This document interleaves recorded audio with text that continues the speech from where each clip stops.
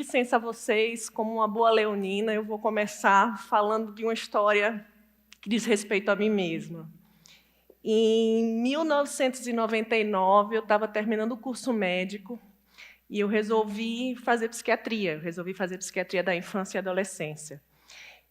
E dentro da psiquiatria da infância e adolescência, os transtornos de desenvolvimento sempre foram um tema que despertaram a minha curiosidade. E eu lembro que, na época, as pessoas falavam para mim assim, mas você vai trabalhar com uma coisa que é tão rara, você vai trabalhar com uma coisa que não existe praticamente, não chega no consultório, como você vai viver? Como você vai trabalhar com uma coisa que não tem tratamento, o prognóstico é tão difícil?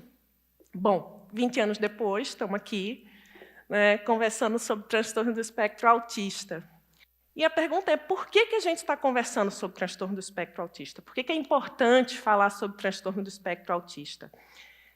Com esse desenvolvimento com o desenvolvimento da ideia, do conceito do autismo, a gente teve que repensar a forma de ver várias questões. Por exemplo, quando eu penso em saúde pública, nos Estados Unidos existe uma estimativa que 250 bilhões de dólares são gastos com pessoas que têm alteração do neurodesenvolvimento. Eu não estou falando só de autismo, mas alterações do neurodesenvolvimento de uma maneira geral.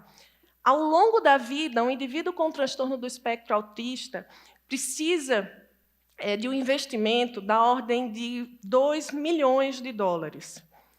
Quando a gente pensa na educação, segundo o último censo escolar de 2018, o que ele fala para a gente? Que houve um aumento de 37% do número de crianças em escolas regulares com transtorno do espectro autista. Eu falei para vocês que há 2 décadas atrás, esse era um assunto que praticamente não aparecia na faculdade de medicina. Mas eu digo mais, eu fiz medicina, eu fiz pediatria, e eu fiz psiquiatria geral. Ao todo, foram 10 anos até que eu tivesse uma aula sobre transtorno do espectro autista.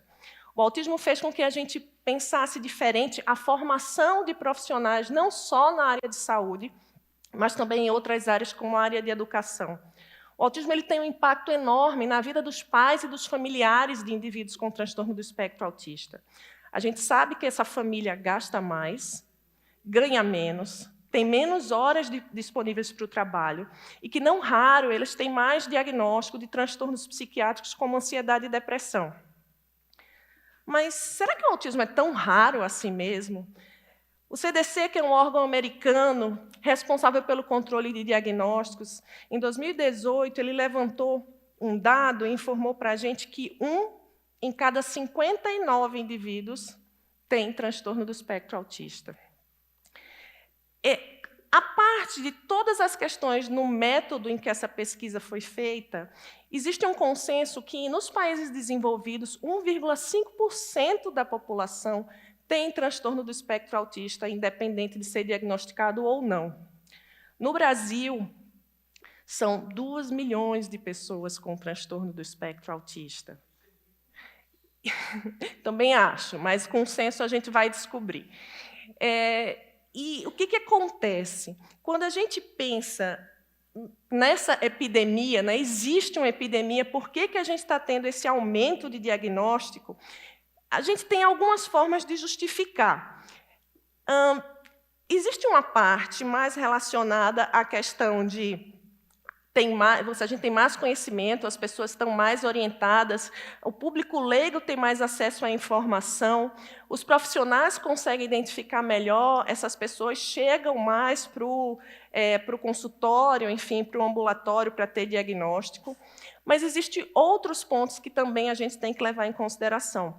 O diagnóstico entre mulheres, o diagnóstico entre adultos e o diagnóstico entre idosos tem aumentado bastante. Hoje, a gente consegue fazer um diagnóstico diferencial muito melhor entre transtorno do espectro autista e déficit intelectual. E hoje a gente se permite dar muito mais diagnóstico entre aqueles pacientes que não têm déficit intelectual, mas que podem ter transtorno do espectro autista.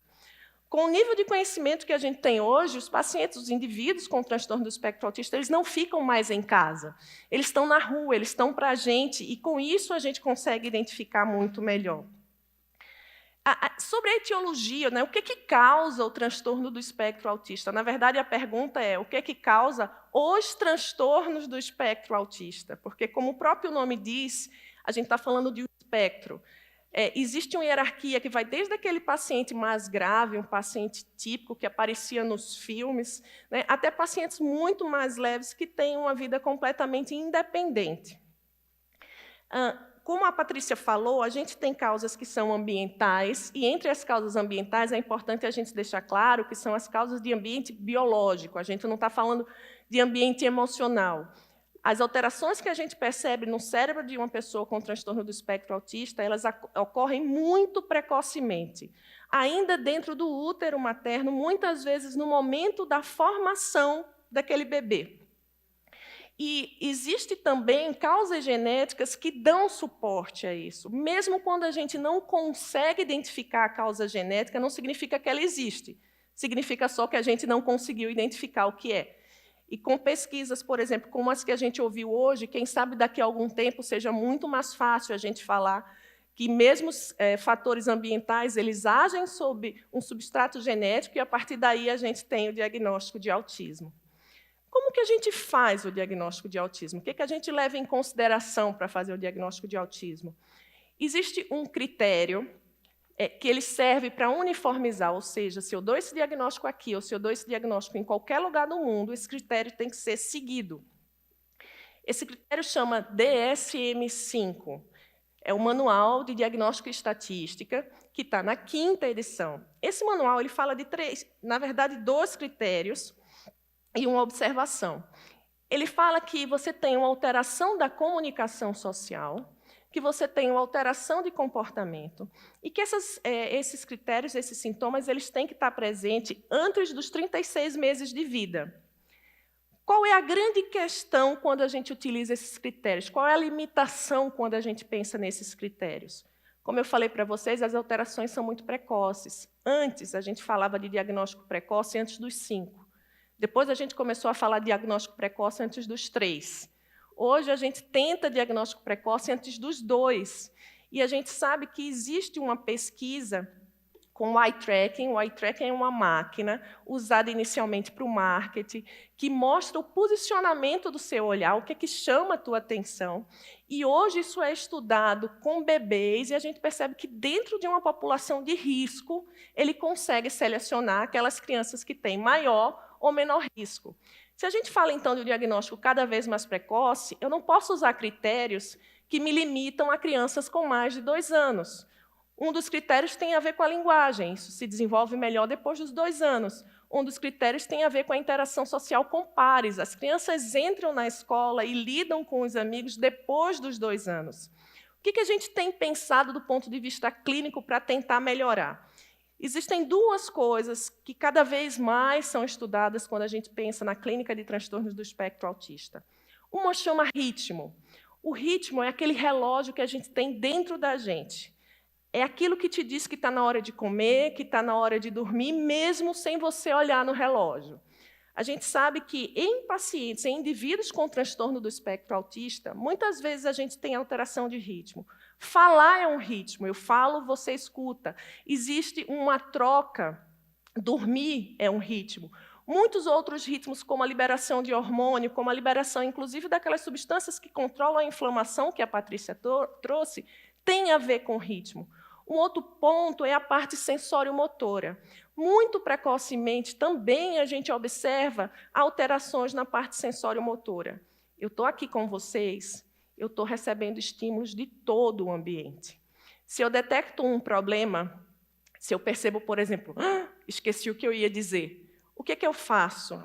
Eu procuro vocês, eu tento identificar o que vocês estão me passando, quais são as pistas desse ambiente. Eu recebo essas pistas, eu dou um significado para essas pistas, eu procuro na minha memória, nas minhas vivências, isso significa isso.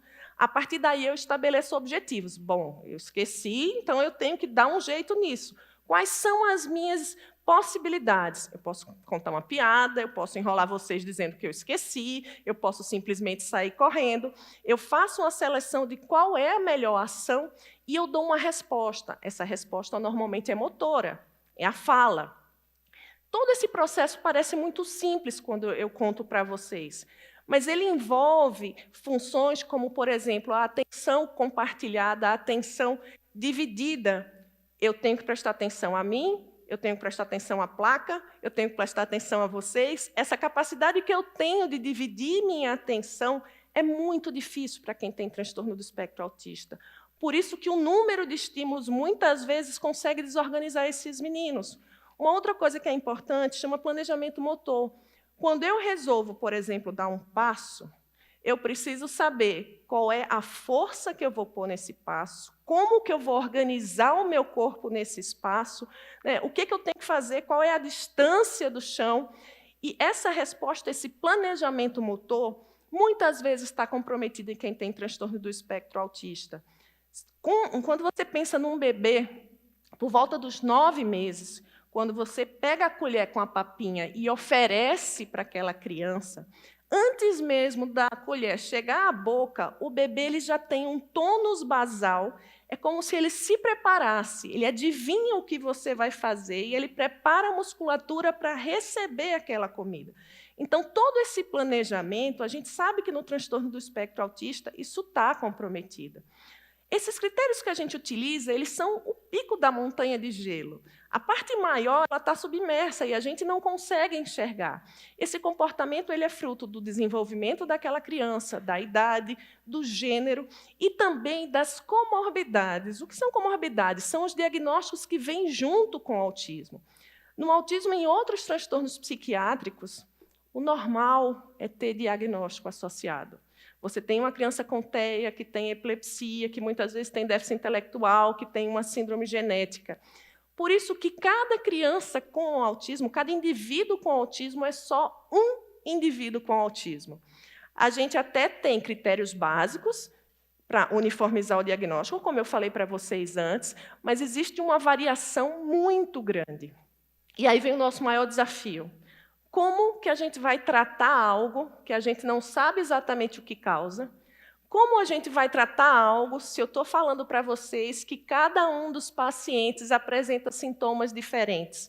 No mundo ideal, esses indivíduos iriam ao laboratório, colheriam sangue, a gente teria o perfil de funcionamento deles, que é uma coisa que eu particularmente trabalho, que chama biomarcadores.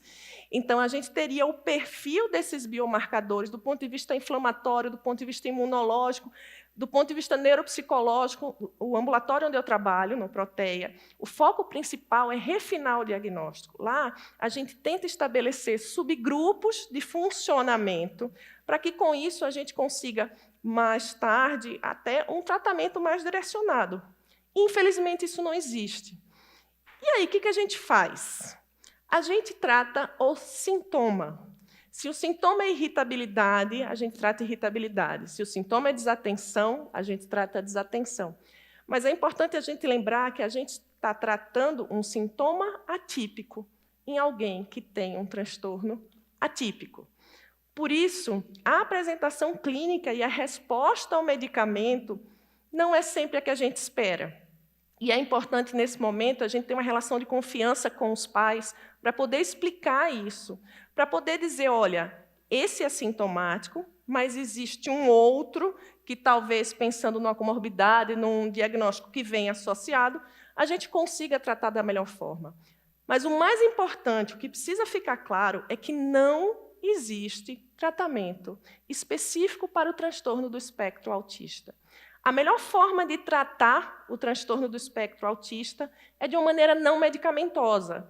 É com equipe multiprofissional, uma equipe multidisciplinar. E, principalmente, essa equipe tem que ter como base a análise do comportamento. A análise do comportamento é uma teoria da área da psicologia que veio para mostrar para a gente que, sim, tem melhora, que, sim, tem evolução e que a gente pode trabalhar para isso. Paralelamente, existem várias outras substâncias que, nesse momento, estão sendo estudadas para o transtorno do espectro autista e que a gente espera que, daqui a algum tempo, espero que não 20 anos depois, mas daqui a algum tempo eu possa voltar aqui e falar com vocês sobre isso. Obrigada.